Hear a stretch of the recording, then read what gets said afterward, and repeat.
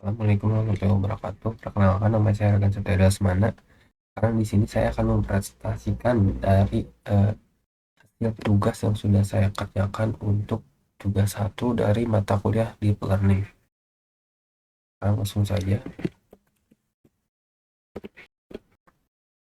Nah, tugas yang diberikan itu adalah studi kasus menggunakan regresi linear dan regresi logistik. Maaf, ada sedikit typo.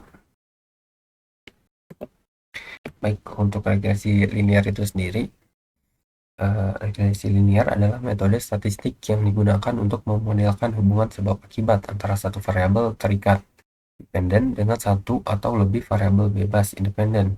Metode ini menghasilkan persamaan garis lurus untuk memprediksi nilai masa depan berdasarkan data masa lalu. Dataset yang digunakan untuk regresi linear adalah sebagai berikut. Bisa dilihat datanya, data dari pengalaman tahun ini adalah variabel independen bebasnya, dan data dari gaji yang bisa dilihat itu adalah variabel dari dependennya atau data terikatnya.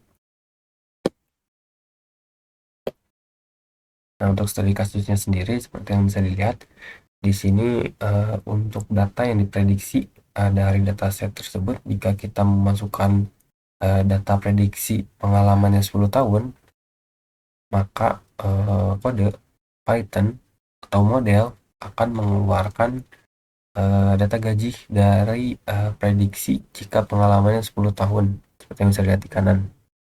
Dan jika datanya 4,5 yang tidak terlihat pada dataset kita masukkan, maka muncul sekitar 12 juta. Nah, dataset yang sudah kita prediksi ini bisa dilihat nantinya di dalam studi kasus yang sudah saya inputkan linknya pada presentasi ini. Langsung saja menuju regresi logistik. Logistic regression atau regresi logistik adalah algoritma pembelajaran mesin dan metode statistik yang digunakan untuk memprediksi probabilitas suatu kejadian yang bersifat kategorikal. Metode ini sangat populer untuk masalah klasifikasi seperti memprediksi apakah suatu email termasuk spam atau bukan. Dataset yang digunakannya seperti berikut. Ada dua field, yaitu jam belajar dan lulusnya. Korelasinya adalah seberapa lama belajar menentukan kelulusan. Nah, untuk studi kasusnya tersendiri bisa dilihat jika kita melakukan prediksi data 5 jam belajar, maka yang keluar itu prediksi lulus tidak lulusnya di sini terlihat tidak lulus. Kenapa? Karena probabilitas tidak lulusnya itu lebih tinggi daripada probabilitas lulusnya.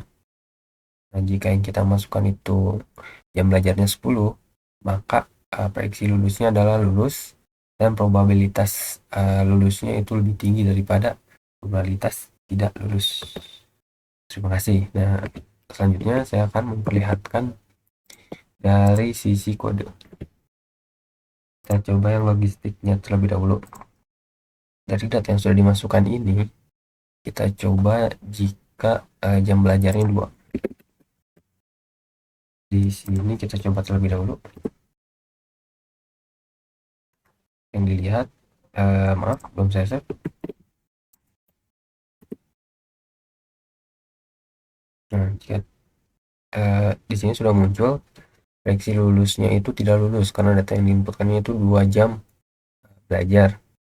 Karena dari data yang sudah saya inputkan ini probabilitas untuk jam belajarnya 2 itu kemungkinannya 99%, atau sudah sampai 100 lah ini. Nah, untuk kodenya sendiri di sini saya menggunakan library Panda untuk data frame-nya dan sklearn untuk modelnya. Di sini pertama saya masukkan datanya, lalu membuat data frame dari data yang sudah saya masukkan. Ini saya menggunakan objek array. Di sini saya membuat data frame dari tiap-tiap field yang ada di datanya. Lalu di sini saya menggunakan model logistic regression dari library sklearn linear model. Di sini melakukan training atau fitting dari data yang sudah saya inputkan. Di sini kita masukkan data yang mau kita prediksi. Lalu di sini kita prediksi menggunakan model ini library yang kita ambil function ya. Lalu melakukan predict dan predict proba. Di sini predict itu untuk mempredik data dari si lulusnya. Karena data lulus ini cuma ada 2, 0 dan 1. Kita definisikan lulus dan tidak lulusnya berdasarkan 0 dan 1 tersebut. Dan 1 tentu saja lulus. Nah, proba ini untuk prediksi probabilitasnya. Di sini kita mengeluarkan data yang sudah kita prediksi. Seperti itu. Itu untuk logistik. Nah, untuk linear sendiri, kita coba.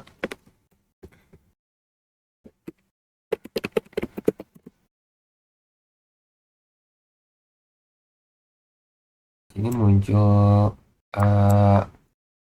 grafiknya karena tadi untuk kebutuhan dataset yang ditambahkan pada presentasi yang bisa dilihat ini prediksi gajinya.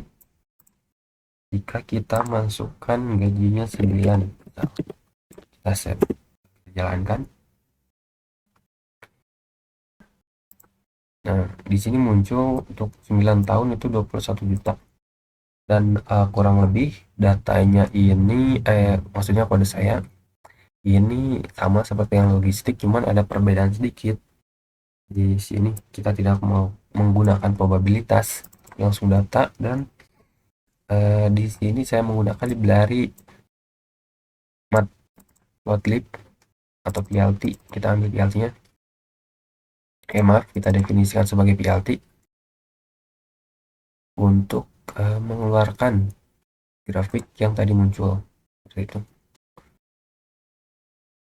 Sepertinya segitu saja penjelasan yang bisa saya berikan. Bila ada salah-salah kata, wassalamualaikum warahmatullahi wabarakatuh.